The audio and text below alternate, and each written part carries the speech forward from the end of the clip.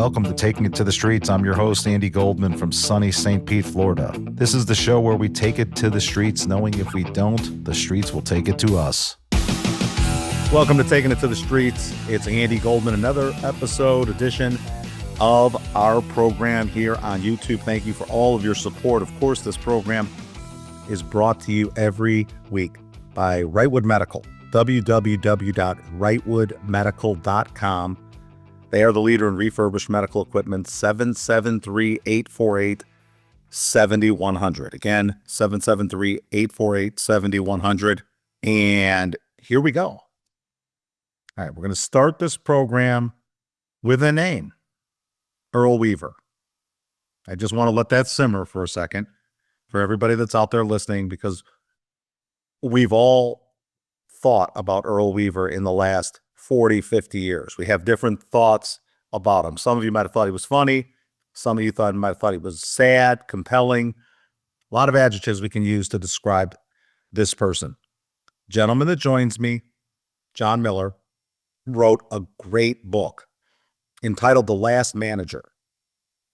I'm going to start with my Earl Weaver story and memories, and then we'll bring John on, because it's something that I thought about, obviously, while reading the book and thinking about this topic. Okay, I'm 55 years old.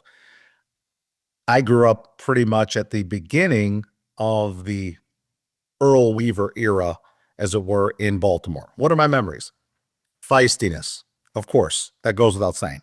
I thought he was a solid manager, but I also thought that he benefited from some great teams. So I'm going to put this all on the plate before John can kind of dissect his thoughts and his research.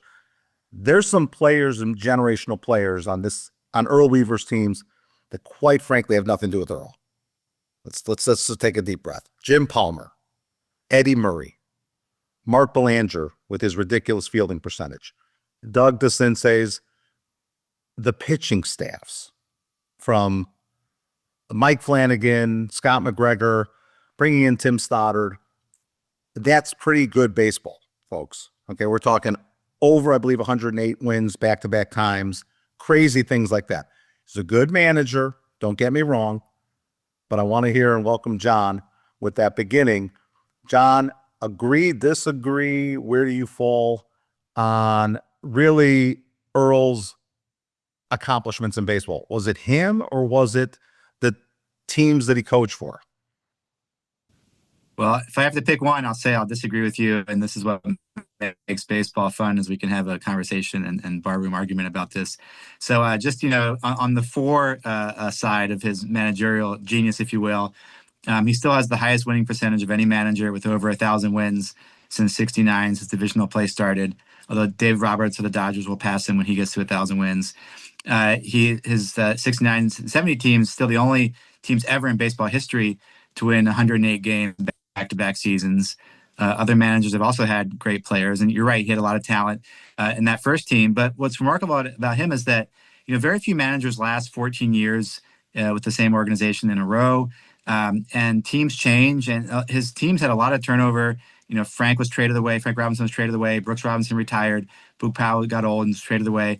He had a team in the mid-'70s that was a speedy team that actually bunted a lot, contrary to the cliche about Earl. Rich Coggins, Al Bunbury, names are a little less familiar to baseball fans today, but were good players back then. He won with them. He won division titles with them. And then he had this team in the late 70s, early 80s. There was a lot of parts like John Lowenstein, Gary Reineke, guys who had been unsuccessful with other teams, and Earl made them winners. And his lowest win total in a full season during that time was 88 games, 88 wins. In the full seasons in those two strike years, so the full seasons in those 14 years, the 12 full seasons, his teams averaged 97 wins. The Orioles during his tenure averaged 95 wins a year. Before Earl, they averaged about 80, and since Earl, about 77. So it's a pretty compelling case for this one guy making a huge difference. He also built up their culture. He joined the organization in '57, and with Cal Ripken Sr. and all these other coaches, created what's called the Oriole Way. And so, other coaches had an input, but he also trained Jim Palmer, coached Jim Palmer, Boog Powell, Mark Belanger in the minor leagues and minor league camps too. So he was part of this winning culture. And I'm somebody I'm 47 and I became an Orioles fan when they were terrible in the late 80s. So part of the motivation for this book was, answering the question you just posed. Why were they so good? And what did Earl have to do with it? I'm steps away from Al Lang Stadium here in St. Petersburg, Florida. And that's really where the story begins for Earl. The only camp that he was part of with the Cardinals, Stan Musial was his hero, and he was at that camp. It is steps away from where I'm doing this podcast right now. It seems like it wasn't meant to be for him, not only on talent, but Eddie Stanky was the player manager. It really didn't want anything to do with Earl as a player. And from there begins this, and there's so much you learn in the book, but one of the most interesting parts of the book is the intricacies of Earl's life in the minors. I mean, this guy did 14 years in the minors. That's a long time, John. Well, actually, 20 if you count the playing and the managing in the minors. So he was, there's a joke about Earl when he managed the Orioles players used to tease him and say he was a terrible player. And the joke was the only thing Earl Weaver knew about pitching was he couldn't hit it. And so what my book just sort of reveals is that he was actually kind of a stud as a teenage, a high school prospect. He was coveted by different major league teams. He signed at age 17. His first 4 years in the minor leagues, he was team MVP 3 of the 4 years. Got the call up to spring training, Major League spring training in '52. He's only 21 years old, and he's playing at Al Lang Stadium with Stan Musial, with Enos Slaughter, who have been his childhood heroes in St. Louis. Earl grew up in St. Louis in the 1930s, and these were his heroes. And all of a sudden, he was playing with them, and he held his own. He hit 260, hit a couple home runs. He fielded very well, and he thought he was going to make the team as the big league second baseman. The newspapers called him a gem, a jewel. They really thought he was a prospect. Everybody was very excited about him. But the Cardinals had hired Eddie Stanky, who was a manager, but also in his mid-30s still thought he could play. And even though he was past his prime, Eddie Stanky wanted to keep playing and wanted to be the backup second baseman. So he cut Earl Weaver on April Fool's Day. Earl Weaver was very depressed, and that's when he started drinking too much and embarked on this purgatory in the minor leagues that would last another 16 years before he finally got back to the bigs with the Orioles as a first base coach in 1968. But yeah, that was sort of his formative experience. And I write in the book that he became an incredible evaluator of big league talent because he knew where the bar was between minor and major league talent because he was the bar. Anybody better than him was a big leaguer and a pretty good big leaguer. My analysis is that he would have been a bad major leaguer if he had actually made it. But he would have held his own, and he clearly belonged with those players as he proved at Al Lang Stadium in '52. And I went to the site of the stadium, by the way. I think it's a soccer field now. Is that right? I've been there. Absolutely. Home of the Tampa Bay Rowdies. Yeah, so I wanted to recreate like what the sea air felt like, and this is a particular time in the first game of '52 was against Mickey Mantle and the Yankees, and Billy Martin played in that game. So Billy and Martin and Earl Weaver were antagonists in the '70s and '80s. Well, they were in this spring training game that kicked off the 1952 spring training season, March 7th, '52, and Earl went 2 for 5 in that game. So it was fun to visit St. Petersburg and to kind of recreate that scene for my readers. Earl's in the minors, and the part about the minors that I took away from your book was it felt like Earl was basically the entree to what Bill Veeck and now what we're seeing the Savannah Bananas doing, which is, of course, the arguments with the umps are legendary, and that's what people think of when they think of Earl Weaver. But what they don't think about is what you write about, the playing kazoo before the game in Elmira. And I just think that was a segue to Bill Veeck in Chicago of what he did, which is create theater and a Shakespearean experience with baseball versus it just being a game. And now we're seeing it with this team, the Savannah Bananas, who I just find fascinating because they're taking it again to an even bigger place than Bill Veeck ever took it to. So was he early to that, the game within the game? Remember that Earl Weaver was from St. Louis, and that Bill Veeck ran the Browns, the St. Louis Browns, the American League team, in the late '40s and early '50s, and he did things like bring a little person, 3'8" Eddie Gaedel, to bat in a Major League Baseball game, and he said, "If you swing at a single pitch, I will shoot you." He also had fans be the managers for a day, where fans would get signs that said "bunt" or "steal." and they could vote on managerial decisions. And these were all ways of getting fans to the ballpark. And he also was his dad did laundry for the Cardinals teams in the 30s, which were nicknamed the Gas House Gang, which had a tremendous sense of theatricality and circus atmosphere. I mean, they had their own cowboy band, and they traveled with instruments. And for the long train rides, they would play cowboy tunes together. And sometimes they would march from the train station to the ballpark playing music. And so this was a sense of baseball as carnival, as theater that Earl Weaver grew up with, both with the Cardinals and the Browns under Bill Veeck. And you're right, he had that sense of showmanship. And when he would in the minor leagues, he would do things like, the fights with umpires. He would turn them into set pieces for theater, like he would fake a heart attack, like an actor. And the umpire would say, if you're still alive, you're out of the game. And these were kind of his repertoire. He had all these moves. Like he would sit on home plate like a Buddha. He would kick dirt on the plate. The umpires invented the Weaver doctrine, which was don't sweep the home plate clean from dirt until Earl is safely in the clubhouse, because until he's off the field, he's coming back to kick more dirt on the plate. And so, yeah, he played the ukulele. He participated in all these, goofy minor league promotions. And I think he would have loved the Savannah Bananas. I love the Savannah Bananas. I think it's great for baseball. So do Baseball, I. So do I. baseball should be more of a show. Should be more fun. And Earl Weaver understood that in his bones. The Savannah Bananas seem to be the one team in today's world that understand that how slow the game is, how unnecessary yet necessary a pitching change is, a fielding change. Those things all take time, but they come at the expense of, we live in a Google generation now. So they're polar, they can't exist happily in an internet generation. I'm sorry, as a baseball fan. So Savannah Bananas seem to understand, yes, it's not baseball. It's a guy riding an elephant or a camel to first base. But I laugh. I look at it like a Marx Brothers movie. Don't we still laugh at Marx Brothers movies or Chaplin movies? It's old time. It's still funny. Lucille Ball. I think it's still funny. Agreed. Yeah. Your background, John, was growing up in Europe. And you coached two little league teams out of, I want to say, Belgium. Yeah. To the World Series, the under 15 World Series in Michigan and under 18 World Series in Maine. Yeah, so I grew up in Brussels in the 80s. Brussels had a huge expatriate population and a great little league. So this is back in the day when every American community had a little league and all the kids played.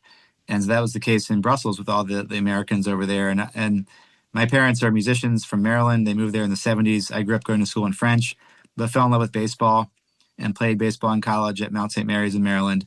And then in my 20s, coached I have two little brothers who are 10 and 11 years younger than me, and I coached them. And we played Little League All-Stars every year. And the Little League championships were in Poland, and we were fortunate enough to win twice and played against Venezuela and Mexico and teams from all over the world at the World Series in the States. And then I moved to Pittsburgh in 2011, and I was covering the steel industry for the Wall Street Journal here when Earl Weaver died in 2013, the same day as Stan Musial, by the way, another Hall of Famer for the St. Louis affiliation. And the paper asked me to write Earl's obituary. And so it was while writing his obituary that I had the idea for the book. And the sports desk knew that even though I was a steel reporter, I also had played baseball in college and knew a lot about baseball, and had briefly worked as a scout for the Orioles in Europe. We had Roy Firestone on this program a few months ago, and he's a hardcore Oriole fan. He inducted Brooks Robinson at Camden Yards, the whole bit. And I actually told him I was having you on and he wants to read the book and everything. And there's something about the Orioles and their culture. They are the predecessor to what we now know with the Tampa Bay Rays, with Oakland and Moneyball. It all kind of, here's a team that's in the shadow of the Yankees, the Phillies, high payroll kind of teams. And they did great. They were very successful under Earl Weaver and it was at the dawn of free agency, which really obviously works against. I didn't even realize until I read your book that Reggie Jackson played that one season for the Orioles. Yeah. Yeah. It's truly incredible. Yeah. He played great too. Earl really wanted to keep him. He loved Reggie, and they couldn't afford him. The Orioles could only offer a fraction of what the Yankees were offering. The title, The Last Manager, I thought of that too. When I thought of it, I didn't think, I don't know where we're going with Last Manager. Is it Last Manager before analytics came and kind of took the managerial role awash as the last manager, that there was a time when Billy Martin and Tommy Lasorda, they were part of the show. They were the bigger than life, as big as the players. Is that where we're going with last manager? Yeah, that essentially what the first thing you said. Yeah, I mean, managers today are more like middle managers and have a lot less power, and are part of these sprawling org charts with like 75 or 80 people on the road, including all kinds of coaches, trainers, therapists, agents are there. You know, in the Earl Weaver's day, there was 30 people traveling, 25 players, four coaches, and a manager.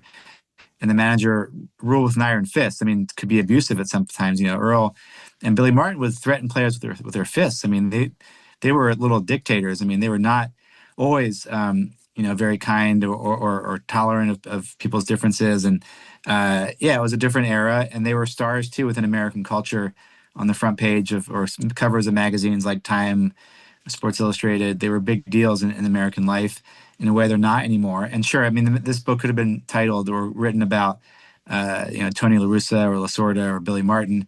And it's sort of an argument, like it's not obviously not a literal statement. But yeah, so he symbolizes the era when managers were kings within baseball. I think of it being Tony La Russa. I Sure. just do, but Tony La Russa coached until recently, until like 2020 with the White Sox. So he worked with in the analytic age, La Hmm. Russa did, and Earl really didn't. And Earl, boy, the way you wrote about him, he was tactical, he was strategic. The Oriole way is based on a fundamental understanding of defense, Yep. defensive percentage, on base percentage, all the little things that people don't talk about today. And that's how you have Mark Belanger, who can only hit 220 out there. And that's how you did the platoon with Lowenstein and I believe Gary Renicky. I mean, he was a visionary with the way he did things. Yeah, and don't forget he was the first manager to use a radar gun, which is a really big deal, the evolution of Yeah, it was great. technology. I mean, he was the first manager to weaponize data in a strategic sense. Like he had these index cards and sheets of paper with pitcher batter matchup data for each pitcher in the league, each hitter in the league against his own players, and would use those to pinch hit. He was always thinking of like weird new schemes. Like he had this idea where he reasoned that a pinch hitter in the first inning was just as valuable as a pinch hitter in the ninth inning. So he'd lead off the game with a pinch hitter at shortstop, give the guy one at bat, one of his best pinch hitters, and then put Belanger in to play. So in essence, he would have Belanger playing shortstop, but somebody else would take the first at bat. Um, which in the old days, you could have in September you could have 40 players up in the big leagues. It's a little harder these days with the number of pitchers that you need on each team. I mean, Earl Weaver's teams would only carry like 8 or 9 pitchers during the year because his starters threw so many innings. That would give him 14 or 15 or 16 players, position players to work with. So you could have nine hitters or starters, and then 5 or 6 different pinch hitters. Anyway, so he was always thinking of these new ideas and ways of bending the rules. Or he had his groundskeeper experiment with different kinds of cork bats, although the Orioles were never caught using cork bats. So who knew why he was doing this? Ken Singleton, who's in Florida, told me he once the Orioles or Weaver had the groundskeeper put mercury in the bats, and Ken was hitting 500-foot fly balls in batting practice, but it made a slushing sound in the bat, so it was too easily detectable if the Orioles were going to try to cheat with mercury in the bat. So he was just always thinking of new ideas, and that's what made him such a fun character to write about too. Is that he was always evolving. Like he bunted a lot the first half of his career, and then evolved and decided it was a bad idea. He was not afraid of admitting he was wrong. He was always questioning and being open to change, which is, I think, again, a model for us all. Well, and also, how about the not holding a grudge that you made a point of over and over in your book, that this guy would have these knockdown, drag out fights with Cal Ripken Sr., with Jim Palmer. He wouldn't with Eddie Murray, because in your book, Eddie came from a family in Compton, California, and it didn't work with Eddie. Eddie would probably get quiet. He just seemed like a quiet. He was too sensitive, yeah. Yeah. So it didn't work with Eddie Murray, but and I don't think it worked with Bobby Grich. Yeah, he and Bobby didn't really get along. I mean, Earl, they physically fought. I mean, they went at each other with their fists because Earl was going to hit Bobby, and then he pinch hit for him at the last moment, which is not a thing a ball player likes. But all these guys, like they might have fought him or hated him when they played for him, but after the fact, they all recognized that he was a winner and that he pushed them the best version of themselves as baseball players. But that's also makes it really an interesting case study for leadership because, not only that, we haven't talked about this, but he was a terrible alcoholic, and players would sometimes have to rescue him from the floor of hotel lobbies at 3 a.m. And then they would still play hard for him the next day. So there's something like sort of intrinsically special about this guy who could lead people to great heights of athletic achievement despite being this kind of cantankerous, crank who was always fighting people and was always, after games, always drunk. Well, and smoking these Raleigh cigarettes in the middle of the game. Yeah, so the Orioles ground. My first stop was the Orioles archives, and the curator there showed me a uniform where the Orioles had sewed the cigarette pocket inside the uniform because Earl liked to smoke one cigarette every half inning. He was very superstitious, and during arguments, umpires knew where the cigarettes were, and they would try to like push him in the chest so they could smush his cigarettes. That was part of the gamesmanship with umpires. Oh my God. There's also the humanity show, John. There's the humanity, which is, yes, there's the drunk, there's the chain smoking, there's the foul mouth, all the things that are Earl Weaver. But there's the little thing, what I love so much that you wrote about was planting the tomatoes with the groundskeeper and having a bit of a contest going in left field. And that just shows the humanity of Earl Weaver and how serious he was about, and how serious of a gardener he was and how cathartic it was to his soul. Yeah. I loved reading that thing. Yeah, he had a quality. He really loved doing things right and having a certain quality of them, and that's what makes him, I think, different than Billy Martin, who was another rival manager who was also struggled with alcohol. And Billy was kind of mean in the way that Earl wasn't. Earl had a light to him that people appreciated, and he had friends and they hung out, and he had a kind of there was a complexity, and he loved to sing. All these parts of him that were not really, he loved poodles too. The parts of him that were known and not known. I mean, the tomato growing contest became a famous thing in Baltimore, and he and Pat Santarone, his groundskeeper, even created a fertilizer mix they sold after Earl retired. And they're still in Camden Yards today. There was a tomato patch in honor of Earl. No, I think that's so great. This episode of Taking It to the Streets is brought to you by Wrightwood Medical, the leader in used and refurbished medical equipment. Wrightwood specializes in ultrasound equipment, but can also be your vendor of choice when sourcing lower cost alternatives for your operating room suites, scanning the entire medical spectrum. From single physician offices to larger hospitals, Wrightwood is the lower cost solution for your everyday medical equipment needs, and all of Wrightwood's equipment comes with warranty. You can reach Wrightwood directly at www.wrightwoodmedical.com. That is with a W, WRIGHTWOOD medical, or 773-848-7100. Again, 773-848-7100. If it's used medical equipment, it's Wrightwood Medical. The end of the book, there's an interesting jab. I don't think you meant it as a jab, but I took it maybe as a jab. The whole part about Kevin Cash. It's really at the end of the book. And obviously, it's a factual account, what you talk about, which is the 2020 World Series. It's the Dodgers versus the Rays. Yeah. And Blake Snell's out there. And for all of us here in Tampa, we know what happens next. Yeah. He's basically working on a 2-hit shutout. He's got 9 strikeouts. Tampa's up. All of it. It's insane. And out walks Kevin Cash. He pulls the ball from Snell. They go on to lose the game. They go on to lose the series in 6 games. Is the point? It's not meant against Kevin Cash. It's meant, I read it, that's a pure algorithmic, the term would be play. That is someone living by the algorithm and not living by his gut, not being a manager. Yeah, well, it's not really meant to criticize anybody. I was just trying to report on what the current job of the manager is. So I interviewed a dozen contemporary managers, everybody from Ron Washington to Dave Roberts. I live in Pittsburgh, so I'd basically go to the clubhouse when teams would come in and talk to the manager and ask them what their job was like and what they thought about Earl Weaver.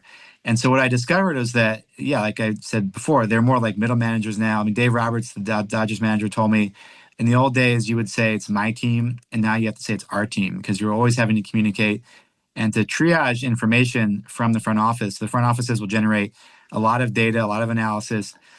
And part of the manager's current job is to take all that and distill it for their 23-year-old players, many of whom didn't go to college or are from the Dominican Republic or Venezuela, and give them information that's going to be useful to them. So one of the things I discovered is that managers, they receive these briefing sheets now from the front offices pretty much around the league. This is common practice, known as the manager's card, and it gives them guidelines. So they're still the ones making the decisions, but it says like, the third time through the order, these guys, and this is what happens in that World Series game. These guys hit, 330 off of, say, Blake Snell, instead of like 220 the second time through the order. If this guy pinch hits, it's going to have, an 87% favorable outcome for us. And so it gives them all these like little tidbits and information sheets to make decisions with.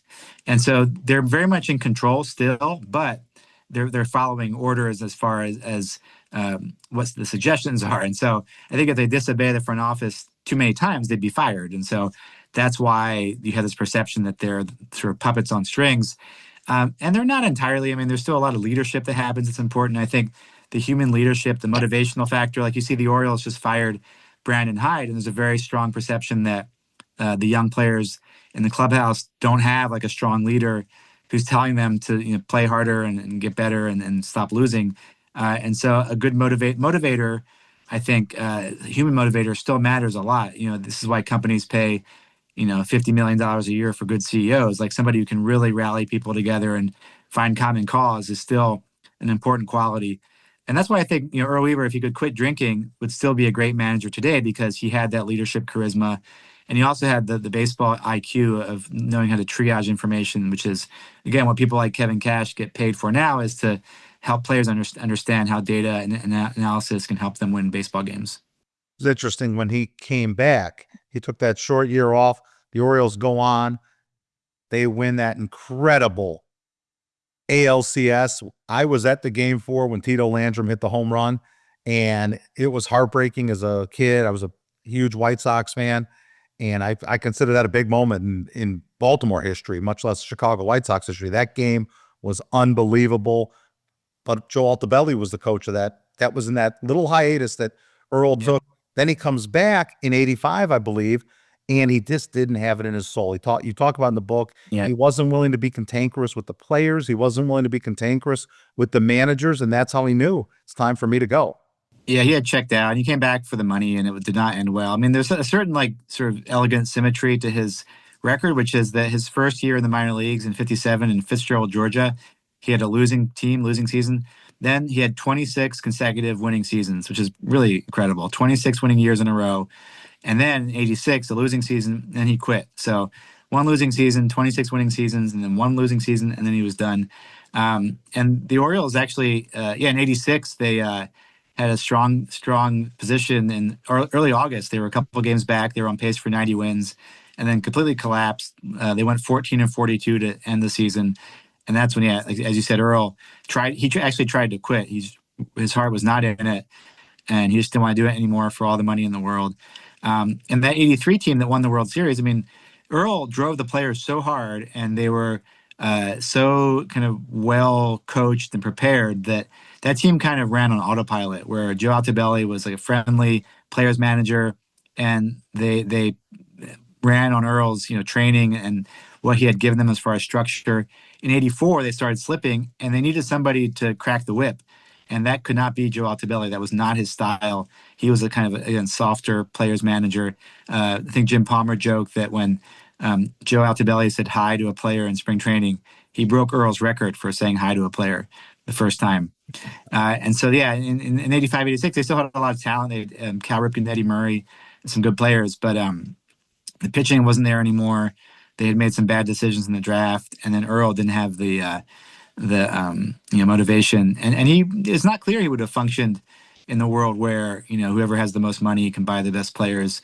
I don't know. The proof is that he did well for a few years, but then when he came back, it was not his world anymore, and it was time for him to go. Well, again, we'll save that for the bar stool. I from my personal opinion, I think the answer is no, because Eddie Murray sure as hell is not on his team in today's world. Jim Palmer's not on his team. They're gone. Well, you get team control for 6 years, so you have some young players you can work with sometimes.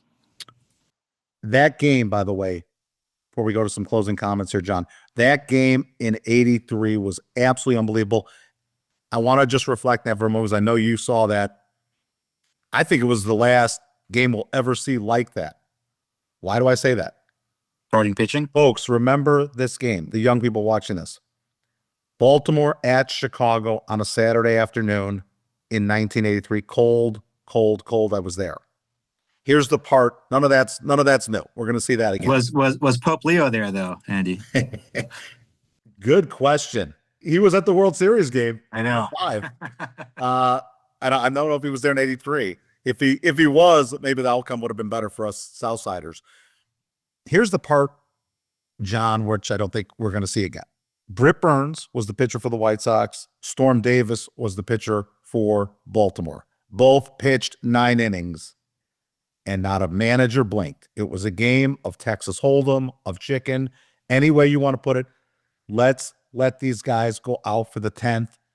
And they brought him out for the 10th, and Britt Burns got in trouble and allowed that home run to Landrum. I'm just shaking my head. It's amazing with the contrast. Britt Burns came out with the Blake Snell story. I mean, Britt Burns comes out in the 10th, which would be unthinkable. Incredible. Yeah. Nobody would bring a pitcher out in the playoffs. Yeah. Wild. Yeah. Yeah, they would never bring a game out. And Britt Burns gets in a little bit of trouble. And this Tito Landrum was like a midseason, I want to say, free agent pickup for Baltimore. Yeah. Completely not meant to be the hero in any way, shape, or form. Hits an upper deck home run off Britt Burns. And then Storm Davis shuts the White Sox down in the bottom half of the 10th. And there's your game. And Baltimore goes on to win the World Series. You'll never see it. But he threw a 10 inning again. He threw a 10 inning complete game. Is that true? Yeah. I'm not sure. Here's the deal. Burns did throw the 10 innings. I don't know if they brought somebody in like Tim Stoddard for the bottom of the 10th. I have to check I thought does that sound right to you or not? I forget. I don't think I watched that. I watched a lot of other old Orioles games, but now I'm going to go watch that game. That sounds incredible. YouTube it, John. It is incredible. Couple final questions.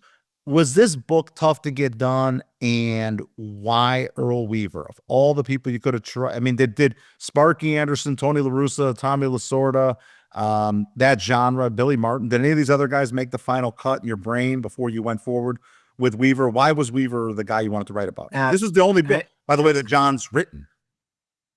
It was kind of my work to do because I had been an Orioles fan, and I read Earl's memoir when I was 10 years old.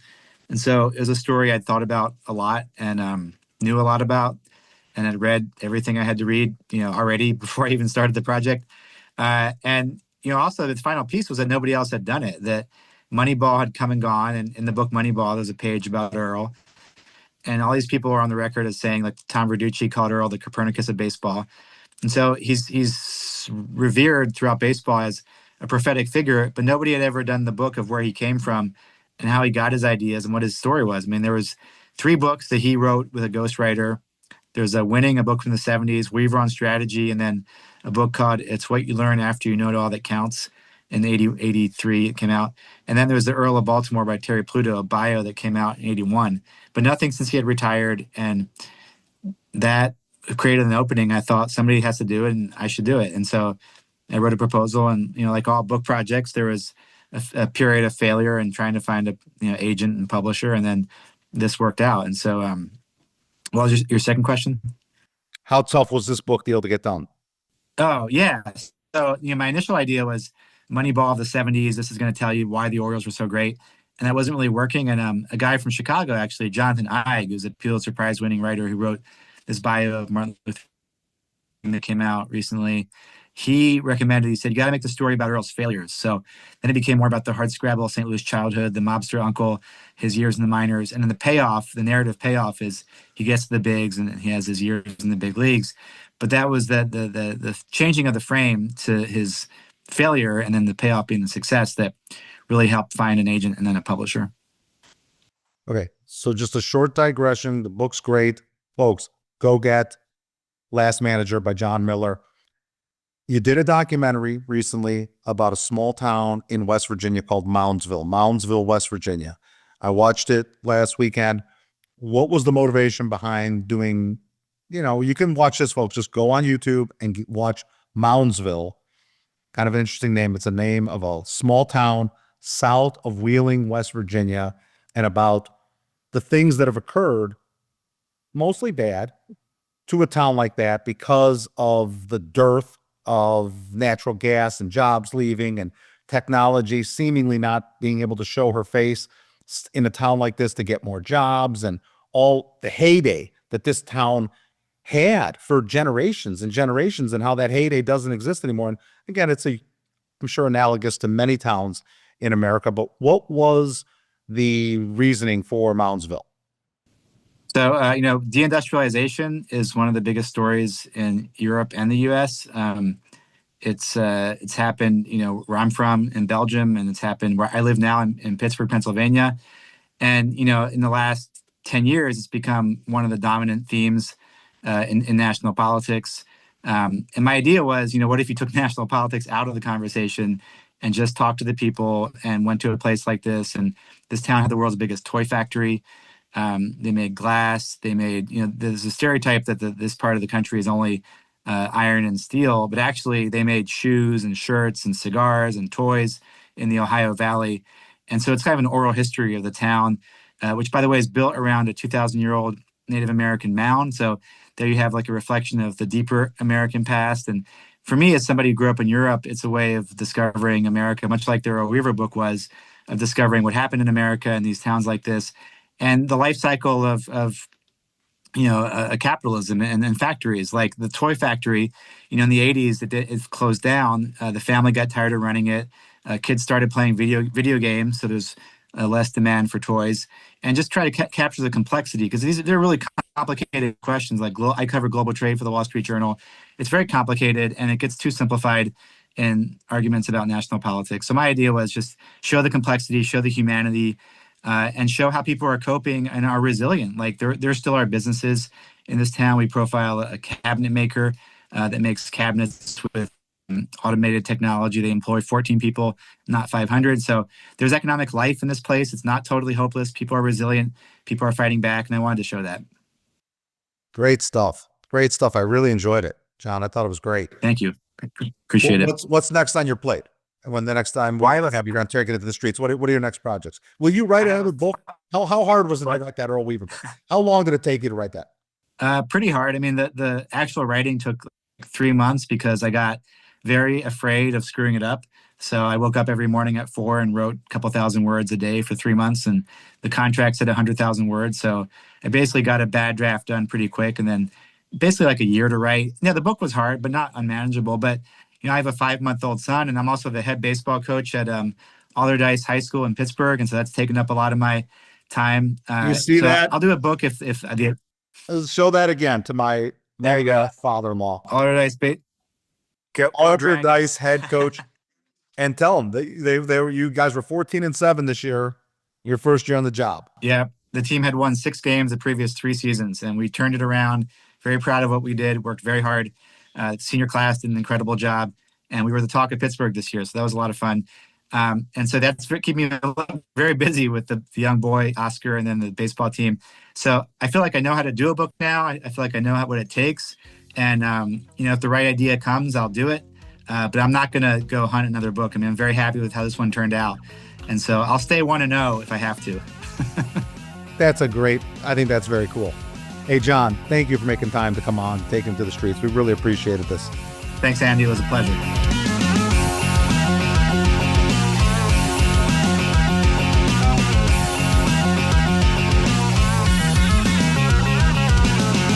Goodbye from St. Pete. And remember, folks, you're only as good as your last trade. So never too high, never too low, till we meet again.